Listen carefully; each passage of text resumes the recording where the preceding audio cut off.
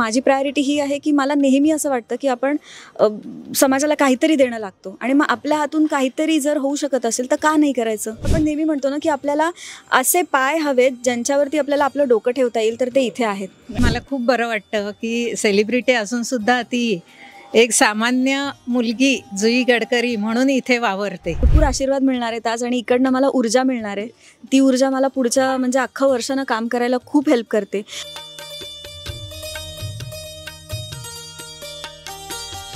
Hello नमस्कार friends, मी मज्जाची नीलम. आज मी कोणत्याही मालिकेच्या सेटवर नाही तर एका आश्रमात आली आहे, जिला तुम्ही मालिकेतून बघतच असता. अशी एक अभिनेत्री न चुकता आणि न विसरता एका आश्रमात खरं तर दिवाळी साजरी करायला येते. ती अभिनेत्री तुमची आणि माझी लाडकी म्हणजे सायली. जुई, कशी आहेस तू? मी मस्त, तू कशी आहेस? मी मस्त आहे. आज आईला घेऊन तू आश्रमात आली आहे, तर कसं वाटतंय? खूप छान वाटतंय. हे माझं 20वं वर्ष आहे आणि गेली 20 वर्ष इथे आम्ही वसुबारस किंवा त्याचा आदला दिवस इथे येऊन दिवाळी साजरी, म्हणजे इथनं दिवाळी आम्ही सुरू करतो. आणि आज माझी आई आहे इथे, पण इथे माझ्या फ्रेंड्सची मुलं पण आहेत. म्हणजे पिढ्यानपिढ्या हे आम्ही पास पण करतोय.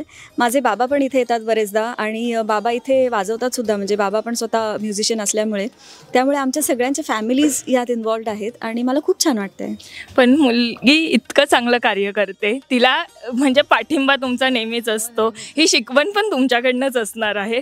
मग कसं वाटतं जेव्हा मुलगी असं काहीतरी चांगलं काम करते आणि तिचा सगळेच जण तिचं कौतुकही करतात? हे माझ्या वडिलांकडून माझ्याकडे आलं आणि मी आता ते पुढे पास करते आणि मला खूप अभिमान आहे की ह्या अशा ती मदत कुष्ठरोगांच्या इथे शक्यतो कोण जायला बघत नाही, पण ही पहिल्यापासून येते. आणि आरेकर सरांनी हे प्रोत्साहन दिलं आहे मुलांना, त्यांचे पण आभार की हे संस्कार मुलांवर घडवले त्यांनी. आणि आमच्या घरातनं पहिल्यापासून तिला प्रोत्साहनच होतं. त्याच्यामुळे मला खूप बरं वाटतं की सेलिब्रिटी असूनसुद्धा ती एक सामान्य मुलगी जुई गडकरी म्हणून इथे वावरते. तिला तिच्या सेलिब्रिटीचा बिलकुल माज नाही आहे आणि ह्या आजी आजोबांकडे येऊन तिला खूप बरं वाटतं. छान, खूप चांगले संस्कार आहेत. हे मला खूप अभिमान आहे तिचा. खूप बोलली आई, खूप. नाही पण खरंच आहे, आम्ही आल्यापासून बघतोय की तू इथे काम करतेस. म्हणजे तू असं नाही कुठेच दाखवलं की मी आली आहे तर मी बसली आहे, किंवा सगळेजण तुला भेटायला येतात, तू तेवढ्याच प्रेमाने त्यांना जवळ करतेस जसं तू त्यांना एक खास गिफ्ट दिलं.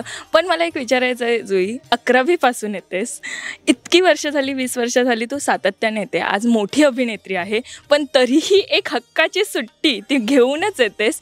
हे सातत्य ठेवण्याचं प्रेरणा कोणाकडनं मिळते आणि हे कुठून आलं? मला असं वाटतं की एकतर मुळात मोठी अभिनेत्री वगैरे ह्या सगळ्या गोष्टींमध्ये मी बिलीवच करत नाही. दॅट इज माय जॉब आणि ते सेट पुरतं असतं. सेटच्या बाहेर मी माझी असते, मला ज्या गोष्टी आवडतात त्या मी करते.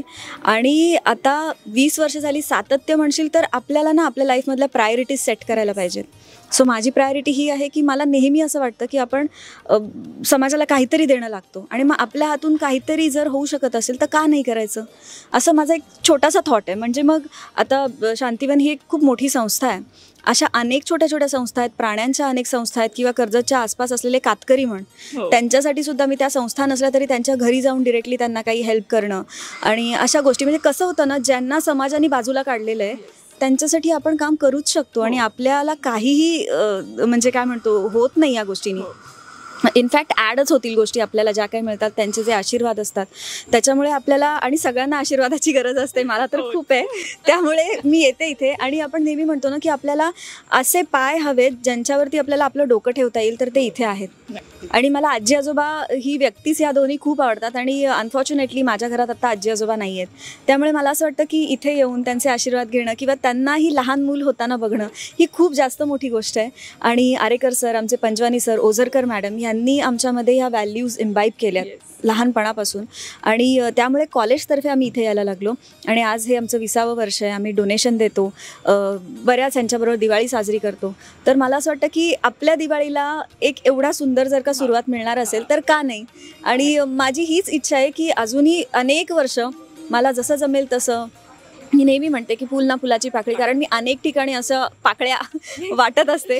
त्यामुळे मी नेहमी म्हणते की देवा मला खूप श्रीमंत कर, इतकं श्रीमंत कर की मला अशा अनेक संस्थांना किंवा ज्यांना मदत आहे, जे गरज आहे त्यांना मी मदत करू शकेन. पण आई पहिल्यांदाच आली आहे यावेळेस? नाही, आई आणखी पूर्वी पण एकदा येऊन गेली आहे आणि ह्यामध्ये माझे वडील सुद्धा आलेले आहेत. मी सांगते काय, माझी फुल फॅमिली ह्यात इन्व्हॉल्ड असते. आम्ही सगळे येतो, सगळे इथे छान दिवस घालवतो आणि जातो. पण मुलीला एवढे सगळेजण आशीर्वाद देतात ते बघून कसं वाटतं? खूप बरं वाटतं. पण सायली, मला म्हणजे सायली किंवा आता हे, कारण जे ते येतात ना, आश्रमाशी खूप कनेक्ट आहे ना. हा, कारण की आता जे येतात ते सांगतात की सायली अर्जुनला सांगा, किंवा ते असंच बसलंय की सायलीच म्हणून येत आहे.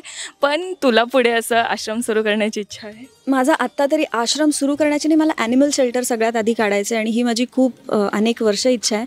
आणि ते पण अशा ॲनिमलसाठी की ज्यांना समाजाने, किंवा आपण म्हणतो ना की भाकड झालेल्या गायी, किंवा त्यांना ज्यांचा आता काही उपयोग नाही ना, अशांना सोडून देतात गं. आणि मग त्या ट्रॅकवर येतात, किंवा असे खूप म्हातारे ॲनिमल्स असतात ज्यांचं म्हातारपण खूप कठीण आहे. म्हणजे आपल्याला वाटतं की माणसांचंच कठीण आहे, तर नाही, त्यांचं दुप्पट कठीण आहे.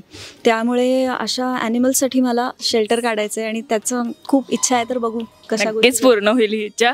पण इथे किती नाती बनली आहेत आणि इथून जाताना किती भाऊक होऊन जाते आणि किती आठवणी घेऊन जाते. अगं तरी आता आम्ही बरीच मोठी झाली आता असं म्हणेन.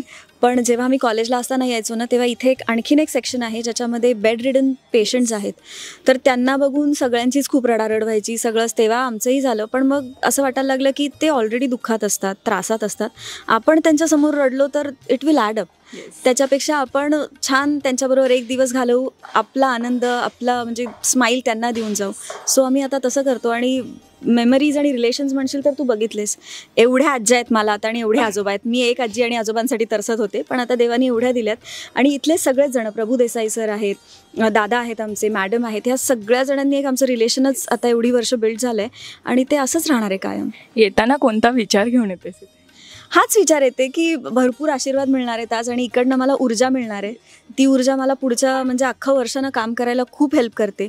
आणि सगळ्यांना माहिती आहे की हेल्थ इश्यूज म्हणा किंवा काही इतर गोष्टींमध्ये माझं जे काय प्रॉब्लेम, तर ह्या ज्या एनर्जीज असतात ना, त्या मला हेल्प करतात आणि त्यामुळे मी उभी राहते. पण सोशल मीडियावर एक पोस्ट टाकली किंवा ती रील टाकली आणि तुझ्यावर एवढा विश्वास ठेवून एवढ्यांनी तुला देणगी दिली असंच बोलता येईल, तर ती किती मिळाली? आणि त्या सगळ्यांना तुला जर काही थँक बोलायचं असेल तर काय बोलशील तू त्यांना? मी सगळ्यांची इथून खूप खूप खूप म्हणजे मी आभारी आहे सगळ्यांची. कारण एका पोस्टवरती विश्वास ठेवून तुम्ही मला प्रश्नही न विचारता सरळ अमाऊंट ट्रान्सफर करत राहिलात, आणि त्यामुळेच आज आम्ही एवढी मोठी अमाऊंट इथे डोनेट करू शकलो. तर सिरियसली आय एम ग्रेटफुल. आणि तुमच्या सगळ्यांचे इथे म्हणजे तुमच्या सगळ्यांकडनं इथे देणगी, मी फक्त मीडिएटर होते, मी त्यांची सगळ्यांची देणगी पोचवलेली आहे. त्यामुळे मला तुम्ही चान्स दिलात तुमची देणगी इथे पोचवण्याबद्दल, त्यासाठी मी खूप आभारी आहे. आणि सगळे खूप खुश आहेत कारण छान त्यांची दिवाळी झाली. तुम्हाला व्हिडिओज बघायला मिळतीलच, पण I am grateful. Thank you so much. Thank you. आणि आता दिवाळीच्या तुला आणि आईंना खूप खूप शुभेच्छा. तुला पण खूप शुभेच्छा. इट्स मज्जाच्या सगळ्या व्ह्युअर्सना पण खूप शुभेच्छा. आणि बरं, माझी मालिका पण आहे ठरलं तर मग, तर सोमवार ते शनिवार रात्री 8:30 वाजता बघत राहा स्टार प्रवाहावर. Yes, thank you so much. Thank you so much. Marathi चित्रपटसृष्टीमधील latest update, original web series, shows, गाणी आणि एंटरटेनमेंटसाठी आमच्या चॅनलला सबस्क्राईब करा आणि बेल आयकन दाबायला विसरू नका.